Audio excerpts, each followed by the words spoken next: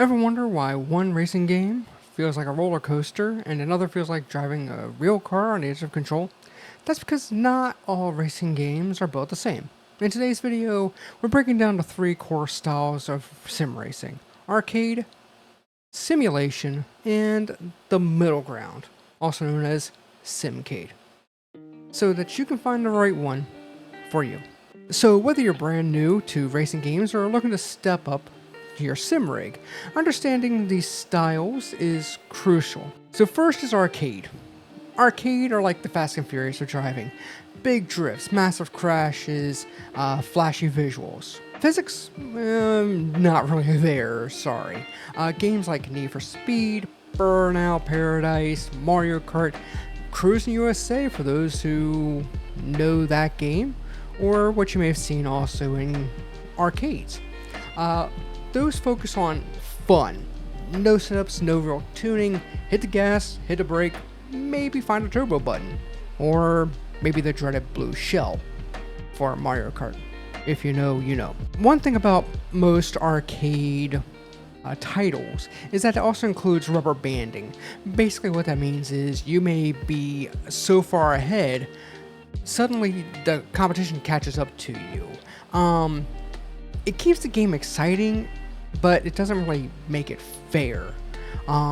This is good for younger audiences, very casual players, party games and such like that. Hot Wheels Unleashed, the Need for Speed series, all of that makes sense for arcade. And it's all about accessibility and style. If you want quick thrills, don't care if your car could ever do that in real life, well, this is your jam. This is the middle ground. This would be what's known as Sim-Cade. Sim-Cade takes arcade elements and very simplistic things, but still has a simulated aspect. Examples of these games would be like Gran Turismo, Forza Motorsport, the F1 series from Codemasters, the upcoming NASCAR game from the makers of iRacing. We'll get to iRacing in a minute or two because of simulation. These take real-world cars and tracks, but balance them with user-friendly physics and driving assist. You'll feel grip loss, braking zones will matter, and the car setup plays a bit of a role, but you won't need to spend hours and hours of practice to stay on the track.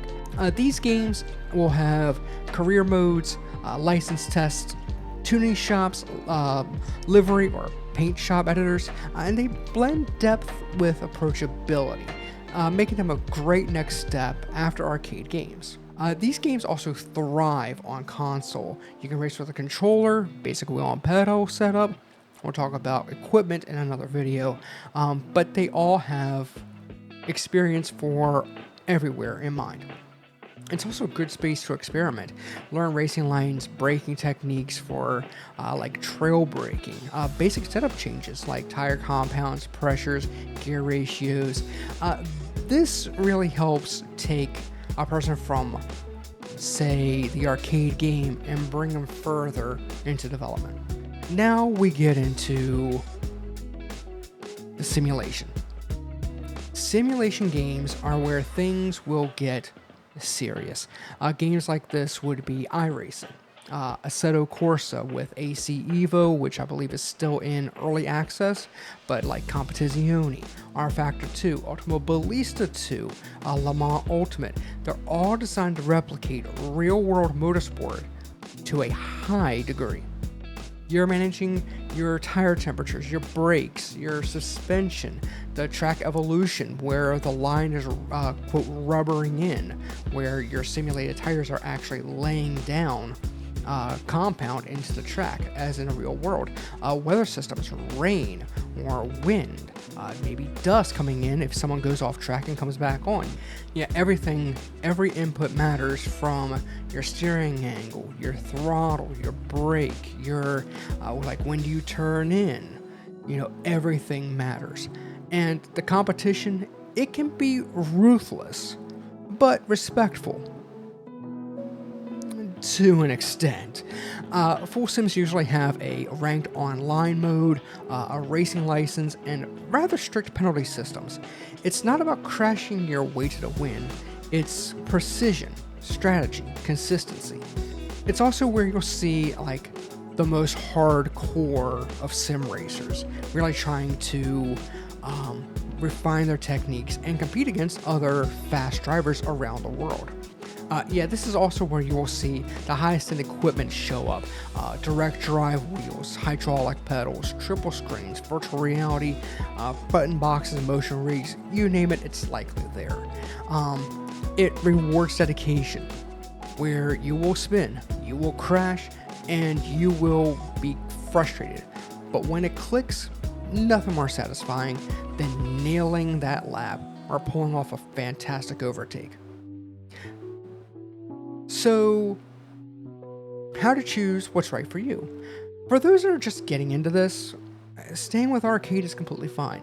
Load up Forza Horizon, use Mario Kart, use Need for Speed, have fun, by all means.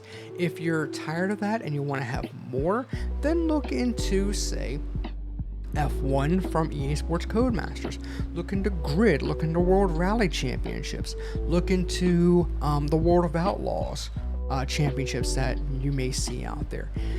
They all are right there in the Sim-Cade. And then if you want to go for even more, this is where you look into Assetto Corsa, iRacing, AC Evo, Le Mans Ultimate. All of that will be your cup of tea. The thing is with those, they will, depending, cost a little bit more of a pretty penny. I know some people will say that iRacing is iRenting. It's its own thing. I do iRacing. You don't have to. Have fun. So, speaking on all three styles, arcade, simulation, and then Sim-Cade, they're not competing. It's all just flavors of the same passion, which is racing. So let me know in the comments, what type of racer are you? And what's your favorite racing game of all time? Don't forget to like, subscribe, hit the bell icon for more dives into sim racing. From a gear guide, so not any tier list of like A through F, but more of what is where you begin and then what's all the way up at the top. Racing techniques, game reviews, and have a good time along the way. You can also find me on my Twitch and my Kick, link down below at Scott W. Smith. Hope to see you down the track, and have a great rest of your day.